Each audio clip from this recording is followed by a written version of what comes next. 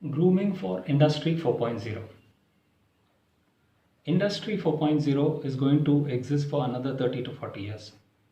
So those who are going to enter into industries are going to see their career throughout this Industry 4.0. But for those, before or after are anyhow going to be influenced by this implementation of Industry 4.0 in industries. See, as of now, there are 6,214 engineering colleges in India, recruiting or selecting around 29 lakh students every year and passing out around 15 lakh students every year, of which only around 3 lakh students get an employment every year. But when this Industry 4.0 comes into place, 1/10 of it will be employed. It means around 30,000 is going to be employed, and that too provided they have the skill sets that is required for Industry 4.0.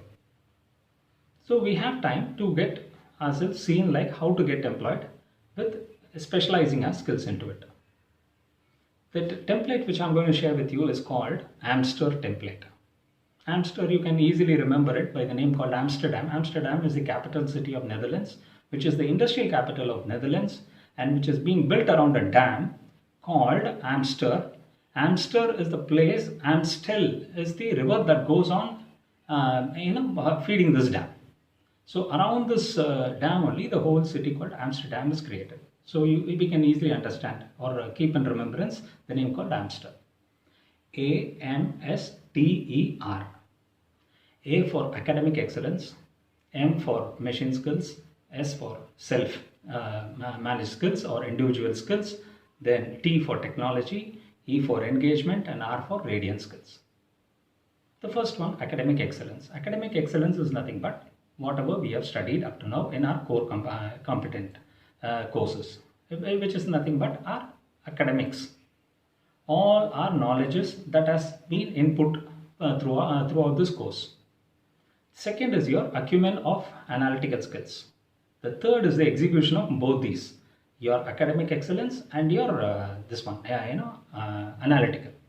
All these put together is called the academic excellence. Knowledge, analytical skills, and then your execution. The second part is called the machine skills. Machine skills are dependent on the Industry 4.0 typical machine, where it has an operational skill. It's nothing but you have machines connected with sensors, it is to be tethered, and then you have to plug and play. This is the operational level.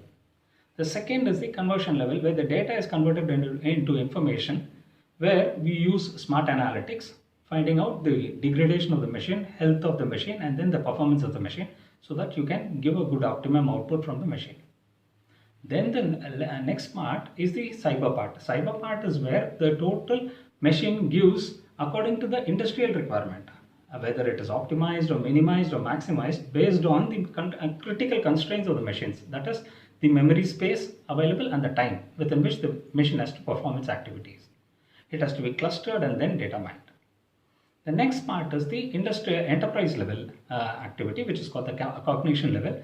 It is called simulation, synthesis, visualization, diagnosis, and then decision making. These are the inputs that goes on to the machine, so that a lot of machines are being scheduled, sequenced according to the requirements of the industry, and then it is made to give the optimizations for the industry requirement. Then the last part is the configuration level. Configuration level is where you have the self-control on the resilience, the variations, and the adjustments the machine has to make so that it can perform to the best level that is required for the current time on which it is being used.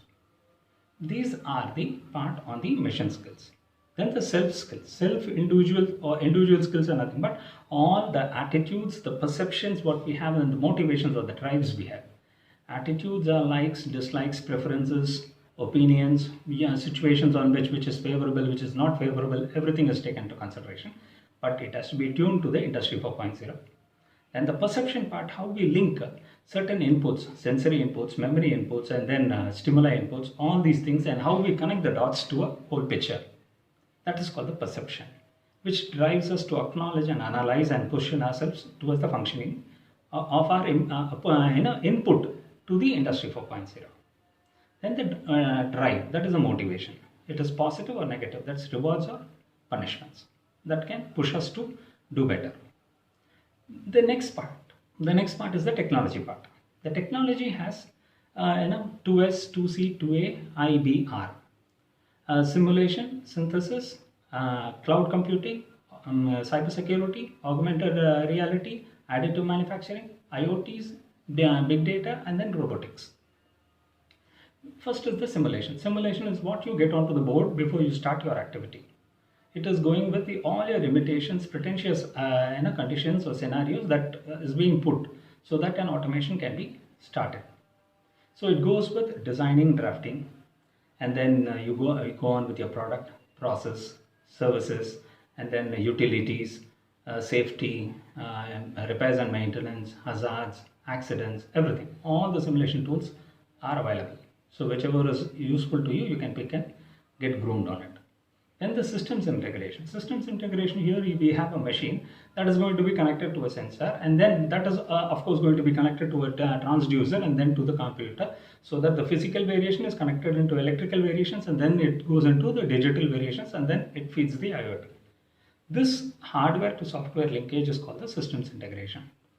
In enterprise, it is called as vertical integration and horizontal integration.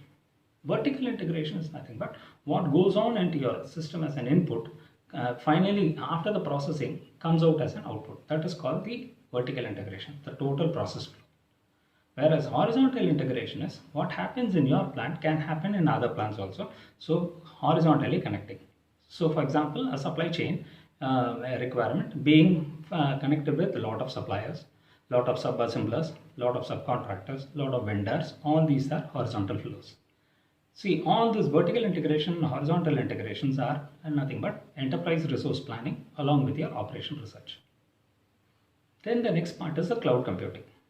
Cloud is nothing but a pathway which will facilitate all the delivery of computing systems, servers, storages, DB, networks, softwares, analytics, everything at a simple, safe, secure, flexible, innovative, affordable way. All these things has to be implemented. Then next is coming the cybersecurity. Cybersecurity goes with your assigning rights, trails, your disaster recovery system, encryptions. All these things are required what? To avoid intrusions, malwares, hacking, and have a reduced incident management time. All these things have to be also picked up if you require, if you think that is going to be your skill. Then the additive manufacturing. Additive manufacturing is optical fabrication, photo solidification, fused deposition, all these things which are novel manufacturing techniques. Unlike the conventional way of castings or formings or metal formations and metal joinings or metal fabrication, welding, everything, whatever the production technology what we study is going to be obsolete, because it is going to go on with the flexible manufacturing systems for batch size requirements and at a convenient way of producing with less inventory. The next part is augmented reality. It is like the Google Earth, where you have a layer of digital information and content that is going to be put on as a wearable. You have a wearable like a glass, you wear it, and once your computer figure or computer image matches with the reality, then the syncing part gives you the input signal for the actuation. From then onwards, you will have the computer guiding you to do what. It is more used in, you have industrial training. It is used in defense. So you can get a command and also be connected with tele-watching like drones or multiple cameras or night vision cameras, so that you have access to all kinds of hazards.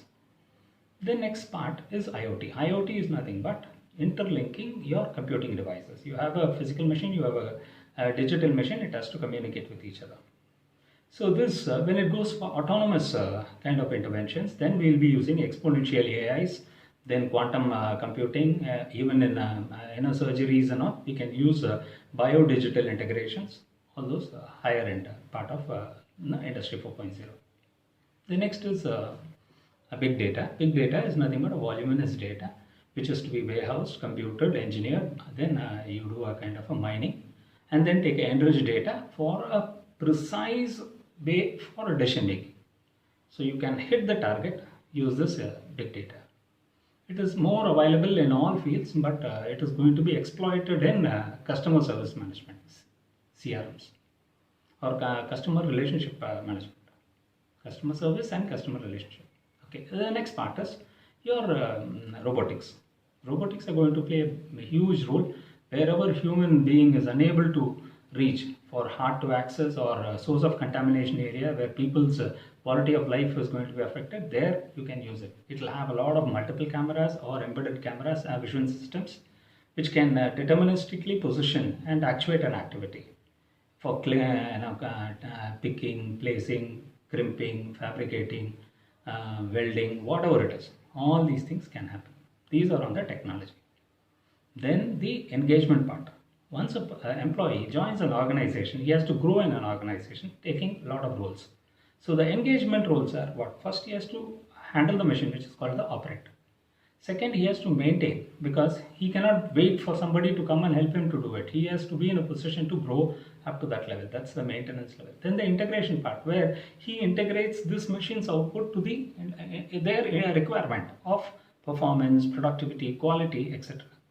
Then the fourth part is the regenerative, where more than the integration, he integrates a lot of other machines and does the scheduling, sequencing, so that the shop floor gets benefited or maximized for its investment. So there's a better ROI and ROCE. The last part is the leader level. Leader level is one who goes through all this process and he becomes the real a man with example to prove and take care of the total machines, men, all the forums, man, machine, material, methods, everything he takes care of. The final skill set is called the radiant skill set. Radiant skill set is nothing but recall, relate, and refine. These are the dynamic positioning of the person who is going to be in the organization. He has to quickly recall, he has to relate what is it and how to go approach it, and then do a research and then get himself trained back. Now, as we go through, all these things are going to be in a form like, you will be certified at all levels. Like how IT engineers are being certified, manufacturing engineers in IT Industry 4.0 are to get certified at all levels to go through. So I'm just giving you this template based on which the selection, recruitment and training and development is going to happen. With this, you can prepare yourself and be ready for tomorrow's requirement of Industry 4.0.